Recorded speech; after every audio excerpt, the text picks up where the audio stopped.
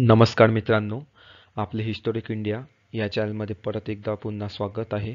तर आता आपण याच्या माहितीपट नंबर 1 आणि माहितीपट नंबर 2 मध्ये पूर्ण याचा इतिहास, याची भौगोलिक परिस्थिती, याच्या नामांतराचं ओरिजिन, खानदेशाची डेव्हलपमेंट, पूर्ण खानदेशांबद्दल जेवढ्या बाबी आहे आपण ते बघितल्या. तर आता तसंच आपण पुढे पुढे प्रमाणे जाणार आहोत. तर तर वेळेचा विलंब न करता आपण वेळेचा विलंब न करता आपण हेरिटेज अँड टुरिझम या स्लाइडकडे जाऊ. तर चला मग हेरिटेज अँड टुरिझम. तर सर्वात पहिले हेरिटेज अँड टुरिझमबद्दल सांगायचं म्हटलं मित्रांनो, तर तुम्ही सर्वात आधी माहितीपट क्रमांक 1 बघा मित्रांनो. तरच तुम्हाला हा माहितीपट क्रमांक 3 कळेल. असं मी का म्हणते, कारण हेरिटेज, टुरिझम आणि हिस्ट्री हे तिन्ही मुद्दे ना मित्रांनो एकमेकांना लिंक असतात. जेव्हा तुम्हाला इतिहास माहीत असेल तेव्हाच तुम्हाला हेरिटेज अँड टुरिझमबद्दल माहिती घेण्यास उत्सुकता वाढेल तुमची. तर अ, तर चला मग आपण जळगाव आणि भुसावळ याचं हेरिटेज बघू. तर जळगावात मुख्यतः मनुदेवीचा धबधबा, त्याच्यानंतर मनुदेवी पर्यटन स्थळ, उनबदेव सुनबदेव, त्याच्यानंतर पद्मालय, तोरणमाळ. ही तोरणमाळ तर नंदुरबार जिल्ह्यात येतं, पण खानदेशातलं एक मुख्य पर्यटन स्थळ आहे. त्याच्यानंतर गांधी म्युझियम आणि क्लॉक टॉवर, 17 मजली बिल्डिंग ह्या वगैरे गोष्टी येतात. जर का किल्ल्यांच्या बाबतीत पाहिलं तर पाडोळा किल्ला, लडिंगा किल्ला हे सर्व खानदेशातील महत्त्वाचे किल्ले जळगाव जिल्ह्यात येतात मित्रांनो. त्याचप्रमाणे चांगदेव मंदिर, मुक्ताबाई हे सुद्धा जळगाव जिल्ह्यात आहे मित्रांनो. तापी नदी जी भुसावळमधून वाहते तीही जळगाव जिल्ह्यातलं एक महत्त्वाचं पर्यटन स्थळ आहे मित्रांनो. तर हे काही प्रमाणात जळगावचे मुख्यतः पर्यटन स्थळे आहे. जर का आपल्याला जळगाव जिल्ह्याच्या अतिशय संक्षिप्त रूपात पर्यटन स्थळांबद्दल जाणून घ्यायचं असेल तर मी वर आय टॅप लिंक देईल, त्यावर क्लिक करून तुम्ही ते बघू शकता. कारण जर का मी ते पर्यटन स्थळे यामध्ये सांगितलं मित्रांनो तर व्हिडिओ हा खूप खूप लांब होईल. म्हणून मी इन ब्रीफ तुम्हाला सांगितलं की जळगावमध्ये कोणकोणते पर्यटन स्थळे आहे. तर मनुदेवी, पद्मालय, उनबदेव, गांधी म्युझियम, त्याच्यानंतर भुसावळातले काही पर्यटन स्थळे आहे. तर हे काही जळगावातले मुख्यतः पर्यटन स्थळे आहे मित्रांनो. त्याच्यानंतर किल्ल्यांमध्ये बघितलं तर तर पारोळा किल्ला आहे, पाल किल्ला आहे, हे मुख्यतः किल्ले आहे. चांगदेव मंदिर आहे, पद्मालय मंदिर आहे. तर हे आहे एकूण पर्यटन स्थळे. त्याच्यानंतर पुढे भुसावळकडे आले तर तापी नदी, श्यामाप्रसादजी मुखर्जी उद्यान, त्याच्यानंतर एक साई मंदिर उद्यान, त्याच्यानंतर हतनूर धरण आहे मित्रांनो. तर हे मुख्यतः पर्यटन स्थळे आहे. मी जेवढं सांगतो आहे तेवढेच पर्यटन स्थळे आहे असं कृपया तुम्हाला असं वाटू देऊ नका मित्रांनो. कारण जळगाव आणि भुसावळ शहरांमध्ये फार काही पाहण्यासारखं आहे. जर का तुम्हाला ते अतिशय संक्षिप्त रूपात माहीत करून घ्यायचं असेल तर मी वर आय टॅबवरनं तुम्हाला लिंक देईल. तुम्ही त्याच्यावर बघून क्लिक करून तुम्ही बघू शकता. जरी तुम्हाला व्हिडिओ बघणे इतकं टाईम नसेल तरी तुम्ही त्या प्लेलिस्टमध्ये जा. तुम्हाला तिथे टायटलच दिसतील की कोणकोणते प्लेस आहे, तर तुम्हाला त्यावर कळून जाईल. त्याच्यानंतर पाल हे थंड हवेचं ठिकाण आहे. मी तुम्हाला सांगितलंच आहे. यावल वाईल्ड लाईफ सेंच्युरी, जर पूर्ण खानदेश प्रांतात 3 मुख्यतः जंगल आहे हे मी तुम्हाला सांगितलं. एक सातपुड्याचे जंगल हे यावल वाईल्ड सेंच्युरी, आणि एक एरंडोल तालुक्यामधलं पद्मालय जवळचं जंगल, आणि चाळीसगाव हा पर्यटकाच्या दृष्टीने फार महत्त्वाचा तालुका आहे मित्रांनो चाळीसगाव. तर चाळीसगावमध्ये कनेरगड आपल्याला पाहायला भेटेल, पाटणादेवी पाहायला भेटेल, त्याच्यानंतर खांडागड पण आपल्याला पाहायला भेटेल, त्याच्यानंतर अजिंठा रानही इथून आपल्याला दिसेल, सह्याद्री पर्वतरांग आपल्याला इथून दिसेल, त्याच्यानंतर पितळखोळा लेणी आपल्याला इथेच पाहायला भेटेल. पितळखोळा, पाटणादेवी एकच आहे, इथेच शून्याचा शोध लागला होता मित्रांनो. हे ह्या चाळीसगाव तालुक्याबद्दल आपल्याला माहिती पाहिजे. ह्या चाळीसगाव तालुक्यात शून्याचा शोध लावला होता आणि तो पाटणा देवीला लावला होता मित्रांनो. तर ही एक युनिक थिंग झाली मित्रांनो, एक विशिष्ट झालं. त्याच्यानंतर नंदुरबार. नंदुरबार जिल्ह्यात मित्रांनो सर्वात प्रथम नंदुरबार आणि धुळे हे दोन शहरं इथे आले मित्रांनो. तर नंदुरबार शहराचं नाव नंदुरबार असं का पडलं? कारण इथं नंदराज नावाचा एक राजा राहत होता. नंतर त्या नंदराजवरनं नंदनगर झालं. नंतर नंदनगरवरनं याचं नाव नंदुरबार पडलं. पुढे धुळे याचं नाव का धुळे असं का पडलं? इथे धुळोबा नावाची एक लोकदेवता होती. त्या धुळोबावरनं धुळे नाव पडलं असं काही म्हणतात. जर का तुम्हाला याच्या नंदुरबार धुळे नावाचा संक्षिप्त इतिहास पाहायचा असेल तर त्याची लिंकही मी तुम्हाला आय टॅबमध्ये देऊन देईल. तुम्ही त्याच्यावर क्लिक करून बघून घ्याल. कारण हे सर्व जर का पॉईंट मी एकत्र केले तर हा पूर्ण एक 9-10 तासाचा एक मोठा व्हिडिओ तयार होईल. तर तो हे याबद्दल मी ऑलरेडी सांगितलेलं आहे. तुम्ही ते प्लेलिस्टमध्ये जाऊन आय टॅब लिंकवर जाऊन बघू शकता. नंतर येतो असिडगड किल्ला. मी तुम्हाला इतिहास म्हणून तुम्हाला सांगितलं, मी आधी इतिहासाचा माहितीपट बघा. जेव्हा आपण इतिहासाचा माहितीपट बघितला त्याच्यात पाहिलं की बुऱ्हाणपूर ही खानदेशाची राजधानी आहे आणि बुऱ्हाणपूरचं केंद्र असिडगड किल्ला आहे. तर हा असिडगड किल्ला ही सुद्धा एक मोठं पर्यटन स्थळ आहे मित्रांनो. फार मोठा किल्ला आहे हा. लडंग किल्ला, धुळ्याच्या पर्यटनाच्या बाबतीत लडंग किल्ला हा फार मोठं केंद्रस्थानी आहे. ज्याला मराठा साम्राज्याकडनं पण फार मराठा साम्राज्याच्या दृष्टिकोनातूनही हा किल्ला फार महत्त्वाचा होता. व्यापाराच्या दृष्टीने हा किल्ला बांधला होता. जर का आता हे कनेरगड झाला, खांडरागड झाला, कलिंग किल्ला झाला, असिरगड किल्ला झाला, आपला भुसावळमध्ये एक लहान किल्ला आहे शिवनेरी किल्ला, त्याच्यानंतर एक पारोळा किल्ला आहे.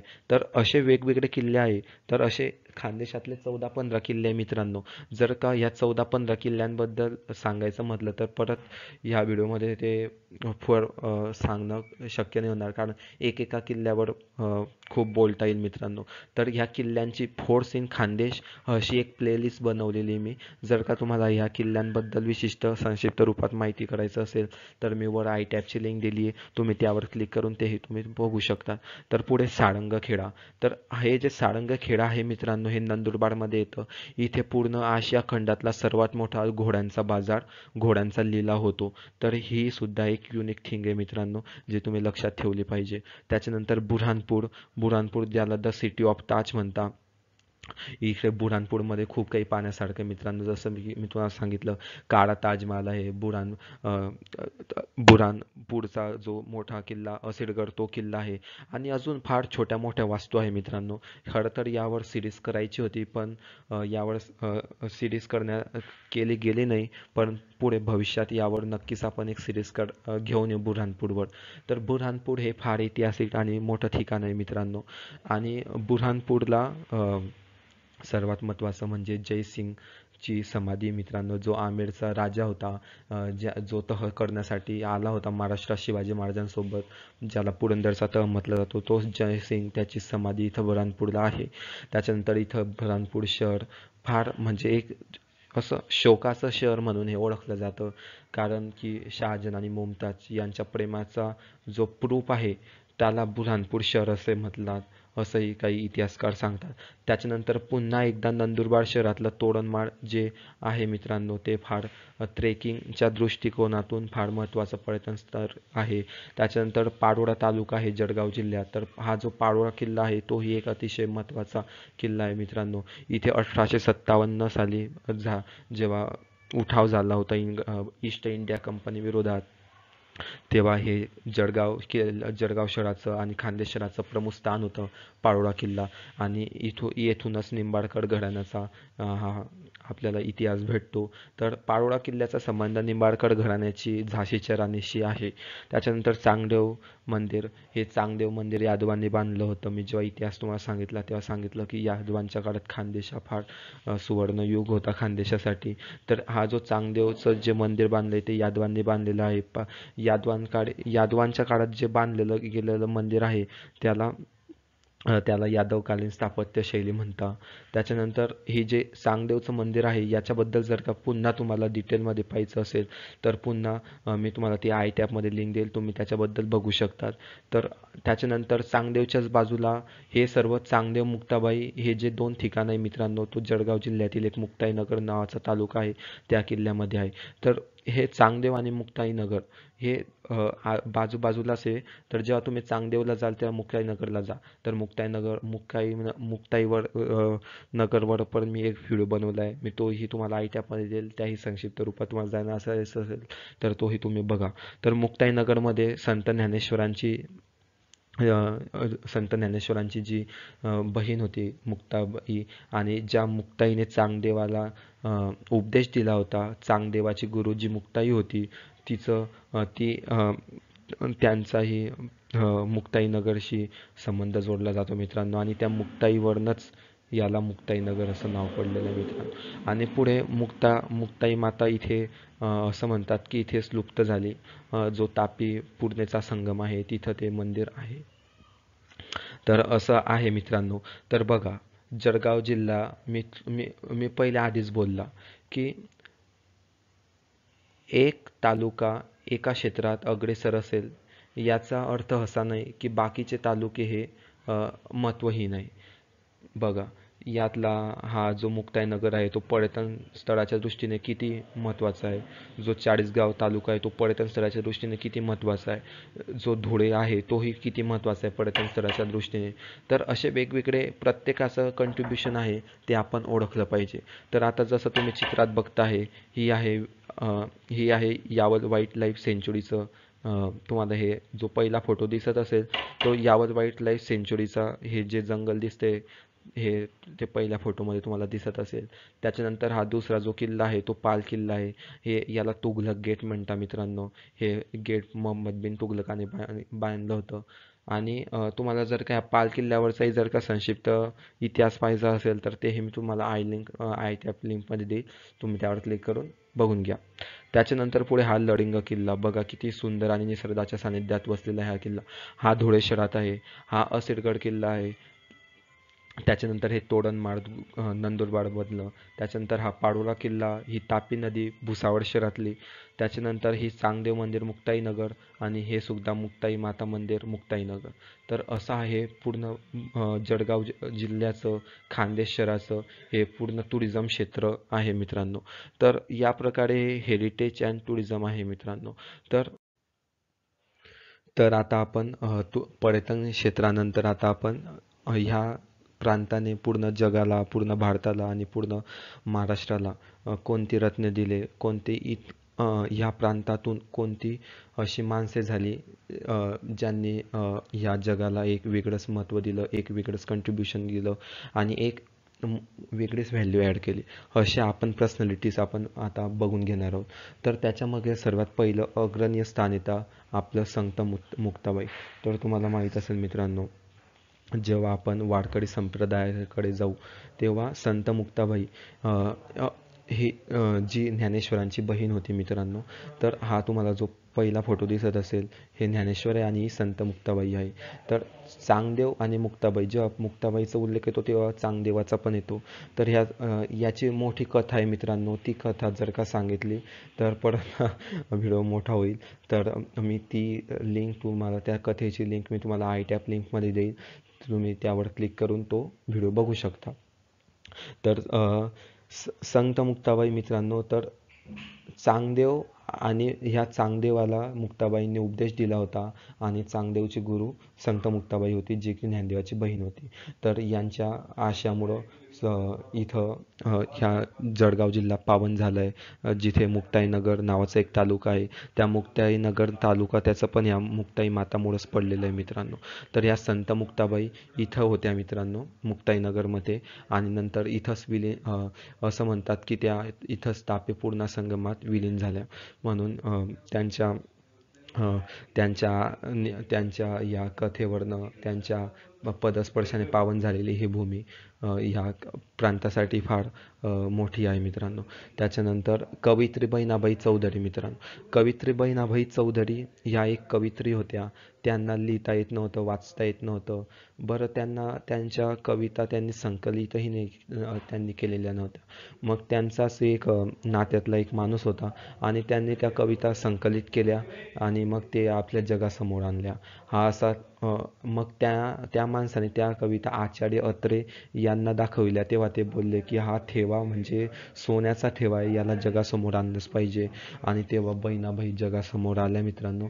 तर बहिणाबाई चौधरी ह्या लेखनाच्या बाबतीत जर का आपण पाहिलं तर कुसुमाग्रज, वीर सावरकर अशी नावं येतात. त्यांच्यासोबतच बहिणाबाईचं नावही नक्कीच जोडलं जातं. तर हा काहीसा बहिणाबाईंचा लहानसा इतिहास मी तुम्हाला सांगितला. तर हे जेवढे पण आहे यांच्यावर एक स्पेशल बायोग्राफी जर का तुम्हाला पूर्ण पाहिजे असेल तर नक्की सांगा. आपण या सर्व व्यक्तिमत्वांवर एक एक बायोग्राफी घेऊन येऊ. त्याच्यानंतर पांडुरंग सदाशिव राणे, तुम्ही ओळखलं का ह्या व्यक्तीला? कोण? पांडुरंग सदाशिव राणे म्हणजेच आपले साने गुरुजी. साने गुरुजींचा जन्म जरी खानदेशात झाला नसला मित्रांनो, तरी साने गुरुजी 17 वर्ष अमळनेर तालुका म्हणजे हा एक जळगाव जिल्ह्यातला तालुका आहे, अमळनेर तालुका. मी जेव्हा कॉलेजच्या वेळेस तुम्हाला सांगितलं प्रताप कॉलेज, तेव्हा अमळनेर कॉलेज हे प्रताप कॉलेज हे मध्येच आहे. आणि ह्या अमळनेर शहराचं अजून एक वैशिष्ट्य आहे मित्रांनो, ते असं की ह्या अमळनेर तालुक्यामध्ये मंगळ ग्रह मंदिर आहे मित्रांनो, जे की पूर्ण भारतात फक्त 2च मंगळाचे मंदिर आहे, एक उज्जैनमध्ये आणि एक जळगावमध्ये अमळनेरमध्ये. तर हे जे मंदिर आहे ते मध्ये आहे मित्रांनो. तर असं म्हणतात की जेव्हा अभिषेक बच्चन आणि ऐश्वर्या रायचं लग्न ठरलेलं होतं, तेव्हा दोघींच्या कुंडलीमध्ये मंगळ ग्रह होता. तर अमिताभ बच्चन प्रत्येक मंदिराला भेट देत होते आणि दोघींची शांती करत होते. तर त्याच्यातही अशी अफवा पसरवली गेली की या अमळनेरच्या मंगळ ग्रह मंदिरात अमिताभ बच्चन आणि ऐश्वर्या राय येणार आहे. पण तसं काही झालं नाही. पण या अफवेमुळे ह्या मंदिराला मोठा फायदा झाला. तर हे मंगळ ग्रह मंदिर याच्यानंतर फार प्रचलित झालं. तर ह्या मंदिरावर जर का तुम्हाला अजून डिटेलमध्ये पाहिजे असेल तर सांगा तुम्ही. तर अमळनेर मंदिराचा असा काहीचा इतिहास होता. याची युनिक थिंग म्हणजे की पूर्ण भारतात फक्त 2च मंगळ ग्रहाचे मंदिर आहे, जे की अमळनेर आणि उज्जैनमध्ये आहे. तर त्याच्यानंतर हे जे सदाशिव राणे होते, हे म्हणजेच आपले साने गुरुजी, हे 17 वर्ष तब्बल अमळनेरमध्ये राहिले आणि त्याच्यानंतर 6 वर्ष ते धुळेच्या तुरुंगात राहिले आणि त्यांची कर्मभूमी ही खानदेशचीच भूमी राहिली. तर ह्या खानदेशाच्या भूमीला साने गुरुजींनी दिलेलं लेखन आणि त्यांनी दिलेला ब्रिटिशांविरोधात लढा हा अग्रणीय आहे. आणि त्यांच्या या लढ्यामुळेच आज त्यांच्या लिखाणामुळे खानदेशातले फार लेखक त्यांच्या पावलावर पाव टाकून अग्रेसर आहे. तर आपले गुरुजी, बहिणाबाई, संत मुक्ताबाई असे थोर व्यक्तिमत्व या खानदेशात होऊन गेले मित्रांनो. याच्या पलीकडे शिरीष कुमार, तुम्ही बालपणी ऐकलीच असेल शिरीष कुमारची कथा. तेही बालपणातच शहीद झाले होते.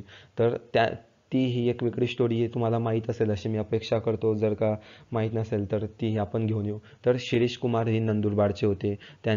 ते सर्वात आतापर्यंत शहीद झालेले सर्वात लहान क्रांतिकारक आहे आणि ते नंदुरबारचे होते मित्रांनो. तर शाळेत असताना एक ब्रीफ इंट्रोडक्शन देऊन देतो मी तुम्हाला.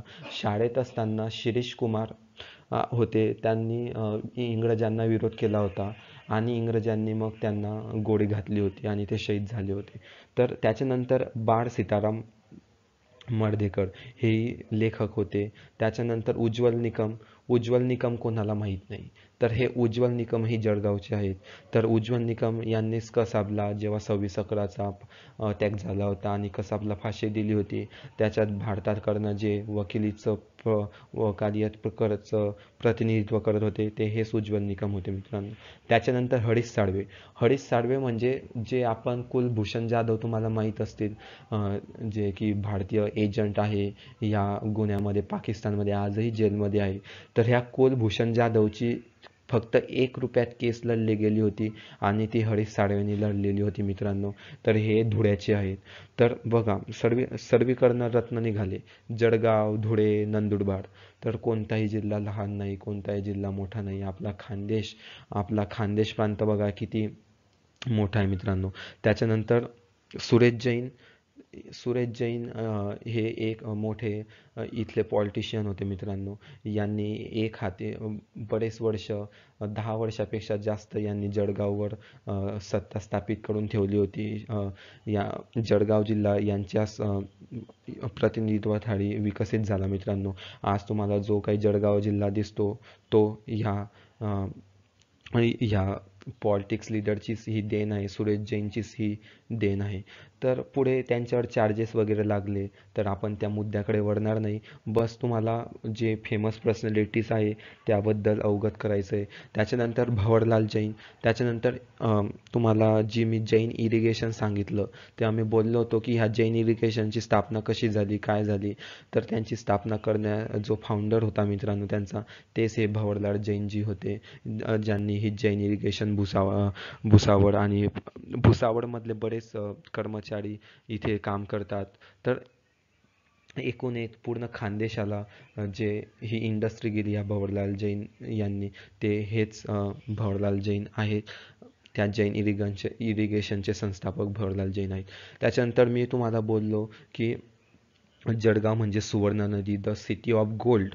तर ते ओळख निर्माण करण्यामध्ये ह्या एका माणसाचं फार मोठं कंट्रीब्युशन आहे, योगदान आहे. त्याचं नाव आहे रतनलाल बाफना. तर हे सुद्धा एक मोठं व्यक्तिमत्व आहे. J.T. महाजन यांच्या नावावर फैजपूरमध्ये एक कॉलेज पण आहे मित्रांनो, जे आताच्या सध्याच्या काळात फार प्रचलित नाही, पण आधी पूर्ण खानदेशातून तिथे इंजिनिअरिंगचं शिक्षण घेण्यासाठी मुलं यायचे, विद्यार्थी यायचे. तर हे J.T. महाजन सुद्धा हे आहे. तर हे J.T. महाजन आधी गृहमंत्री, महाराष्ट्राचे गृहमंत्री होते मित्रांनो. त्याच्यानंतर एकनाथ खडसे हे पण एक फेमस पॉलिटिशियन आहे. गिरीश महाजन सुद्धा एक फेमस पॉलिटिशियन आहे. तर एकूण एक हे पूर्ण मित्रांनो खानदेशाने महाराष्ट्राला, भारताला दिलेल्या फेमस पर्सनॅलिटीज होत्या. तर याबद्दल तुम्हाला जर का बायोग्राफी पाहिजे असेल कोणत्या एका अवलियाबद्दल तर नक्की सांगा, मी नक्की त्यांची बायोग्राफी घेऊन येईल.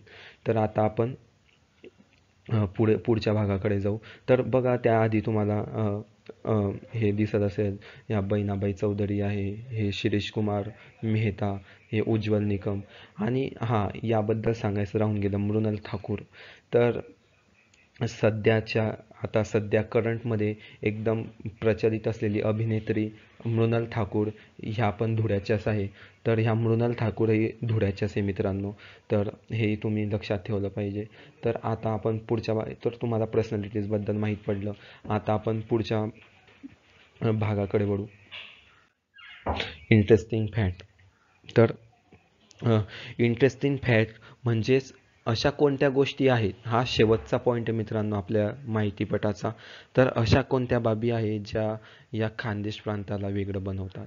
तर आतापर्यंत तुम्हाला, तर आता तुम्ही हे सर्व सांगू शकतात. ही जस्ट म्हणजे एक समरी आहे मित्रांनो, आपण काय ह्या माहितीपटात बघितलं. तर आतापर्यंतच्या इतिहासावरून आपण काय बघितलं, तर मंगल ग्रह मंदिर हे फक्त पूर्ण भारतात 2 मंदिर आहे, एक उज्जैनमध्ये आणि एक अमळनेरमध्ये. त्याच्यानंतर पूर्ण भारतात फक्त 3 अशा नद्या आहेत ज्या पूर्वेकडनं पश्चिमेकडे वाहतात. त्यात तापी नदी आहे जी खानदेशातून वाहते. त्याच्यानंतर भुसावळ रेल्वे यार्ड हे आशिया खंडातलं 2 नंबरचं सर्वात मोठं रेल्वे यार्ड आहे. त्याच्यानंतर भुसावळची किंवा खानदेशाची जी केळी आहे ते पूर्ण आशिया खंडात प्रसिद्ध आहे. त्याच्यानंतर द सिटी ऑफ गोल्ड, सुवर्णनगरी, ही सुद्धा एक विशिष्ट ओळख आहे. त्याच्यानंतर जळगावचा कापूसही खूप प्रसिद्ध आहे. तर आता त्याच्यानंतर लँड ऑफ कृष्णा हेही मी तुम्हाला सांगितलं. तर आता याच्या पलीकडे अजून अशा कोणत्या गोष्टी आहे की ज्या खानदेशाला अजून विशिष्ट बनवता. तर बघा, आपण किती डिटेलमध्ये गेलो. तर लँड ऑफ कृष्णा, तर सर्वात पहिले लँड ऑफ कृष्णा, तर मी तुम्हाला सांगितलं हा साक्षात कृष्णांचा प्रदेश आहे, कृष्णाने वसवलेला प्रदेश आहे हा. तर आता हे कसं, हे मी पुन्हा सांगत नाही, हे मी माहितीपट क्रमांक 1 मध्ये अतिशय संक्षिप्त रूपात सांगितलं. त्याच्यानंतर चांगदेव आणि मुक्ताबाई, वारकरी संप्रदायातल्या मुक्ताई माता चांगदेव हा त्यांचा प्रदेश आहे. त्याच्यानंतर तापी नदी सुद्धा इथे वाहते, हे सांगितलंच मी तुम्हाला. छत्रपती शिवाजी महाराज आणि खानदेश, तर बघा, छत्रपती शिवाजी महाराज आणि खानदेश याच्यातली याचा आपण इतिहास वगैरे सर्व पाहिलं, पण याच्यातली महत्त्वाची गोष्ट काय मित्रांनो, तर जळगावाची जी केळी जेव्हा मी तुम्हाला आधी सांगितलं की जळगावाची केळी इतकी पॉप्युलर का झाली, इथे केळी कशी आली, त्याच्या मागे एकच कारण होतं, छत्रपती शिवाजी महाराज.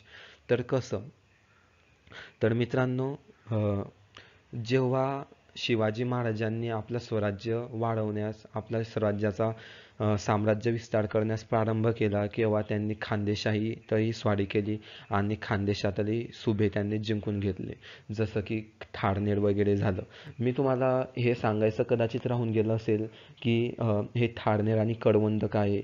तर मी तुम्हाला आधी सांगितलं होतं की जेव्हा फारुकी राजवंश इथे स्थापित झाला होता, तेव्हा इथे मलिक राजा फारुकी नावाचा एक राजा होता, ज्याला ठारनेर आणि कडवण हे दोन सुभे ज्याच्याकडे होते. तर हे ठारनेरचा जो किल्ला आहे, ठारनेरला एक मोठा किल्ला आहे मित्रांनो, जो धुळ्यामध्ये येतो. तर ह्या किल्ला पण आपण 14 खानदेश जेव्हा आपण बघू तेव्हा तुम्हाला ते दिसेल ठारनेर. तर ठारनेर किल्ला शिरपूर तालुक्यात आहे. ज्या ठारनेरचा अर्थ असा होतो की ठारनेर म्हणजे तळ आणि नेर म्हणजे जमीन, तर आणि नेर म्हणजे पाणी. तर शेजारी असणारी तापी नदी, ठार म्हणजे तळ आणि ठारनेर म्हणजे किल्ला. तर नदीच्या शेजारी असलेला तळ, कोणता तळ, सैनिकी तळ, आणि असा किल्ला म्हणजे ठारनेर किल्ला. तर हे एक आपली बाब सुटून गेली मध्ये. तर हा एक ठारनेरचा किल्ला होता. तर छत्रपती शिवाजी महाराजांनी हे सर्व ठारनेर, करवण, त्याच्यानंतर हे सर्व खानदेशातले सुभे जिंकून घेतले होते, मराठा साम्राज्याने जिंकून घेतले होते. तेव्हा जेव्हा आणि त्या इथले जे सरदार होते, तेव्हा मग येथील सरदार शिवाजी महाराज दक्षिणेला घेऊन गेले आणि मग त्यांनी दक्षिणेला साम्राज्य विस्तार करण्यास त्यांना शिवाजी महाराजांना सहयोग दिला होता.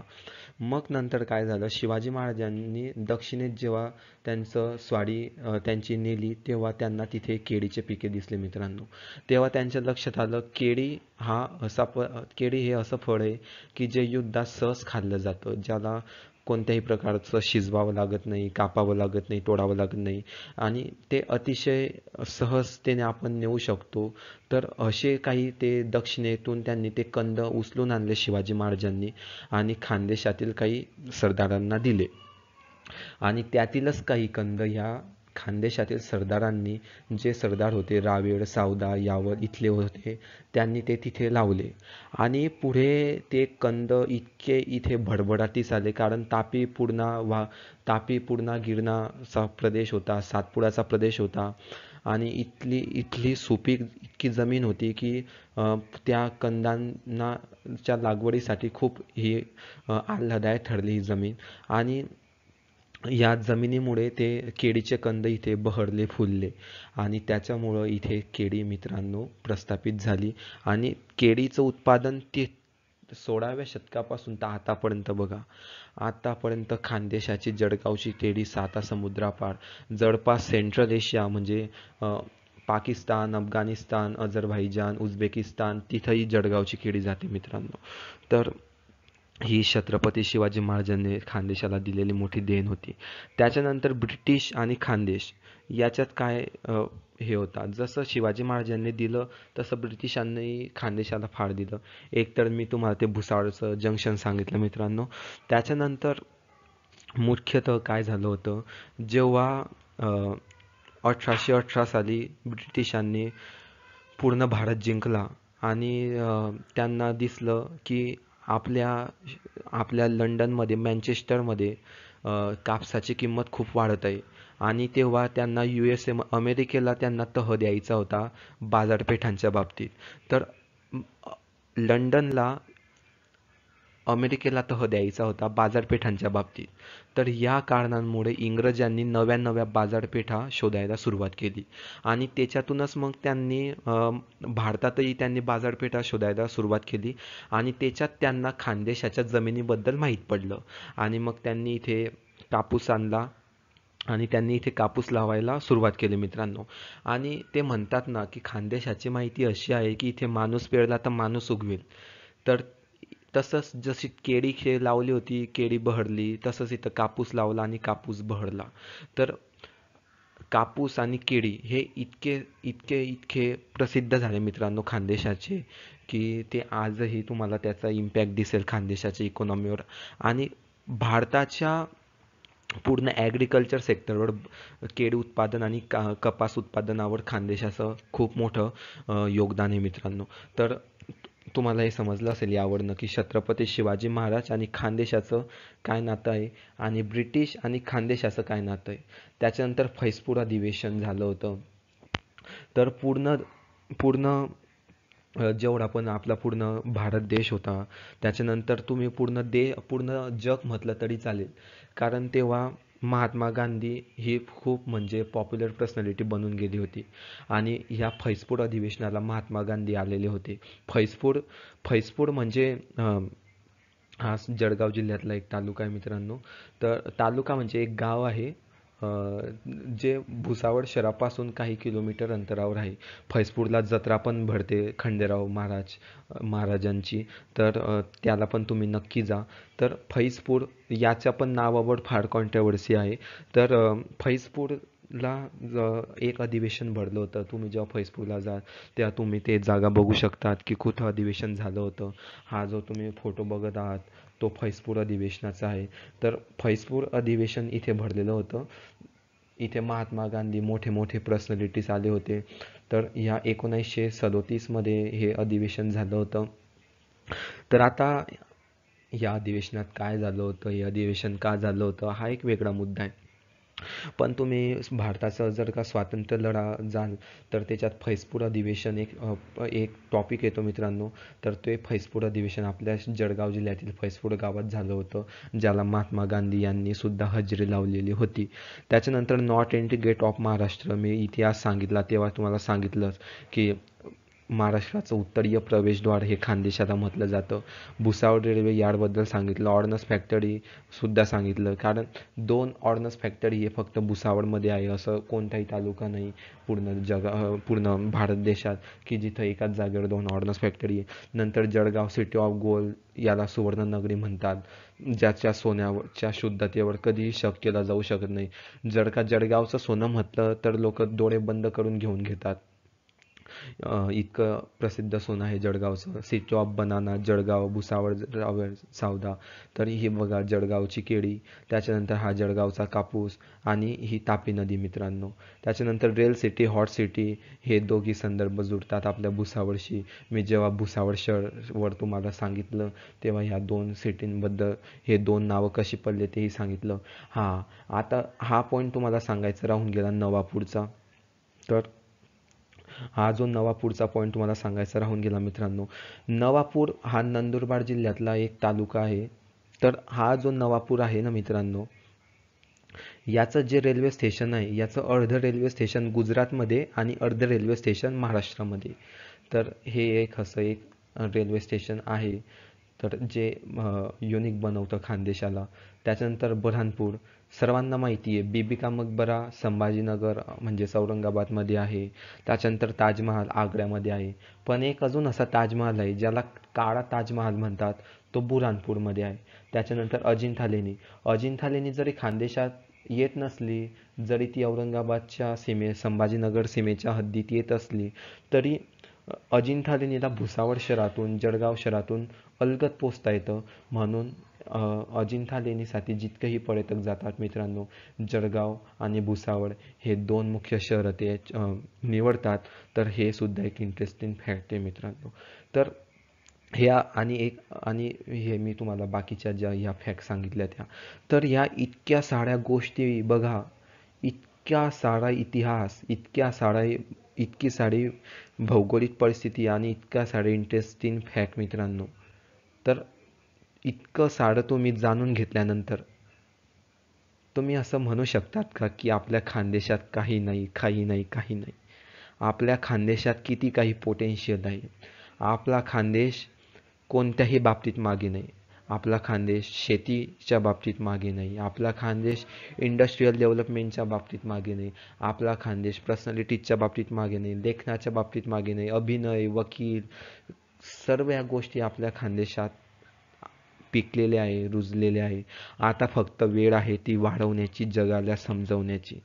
तर मी ह्या माहितीपटातून मला एवढंच सांगायचं होतं मित्रांनो, की ह्या पूर्ण खानदेशाबद्दल जे पूर्ण संक्षिप्त रूपातली माहिती आहे ते तुमच्यापर्यंत पोचावी आणि तुम्हाला एकूण एक या खानदेश प्रांताबद्दल सर्व माहिती व्हावी. तर बघा, खानदेश तुम्हाला इतिहास कळाला, भूगोल कळाला, ओरिजिन कळालं, पॉप्युलेशन वगैरे सर्व गोष्टी कळाल्या. मी एक PPT हे जी मी प्रेझेंटेशन बनवलेलं आहे पूर्ण, याची एक कॉपी पण मी टाकून देईल चॅनलला. म्हणजे तुम्ही ती कोणालाही दाखवू शकतात आणि सांगू शकतात, बघा आमच्या खानदेशामध्ये काय काय आहे. आणि हे पूर्ण मी इतकी इन्फॉर्मेशन तुम्हाला सांगितलेली आहे एका माहितीपटातून.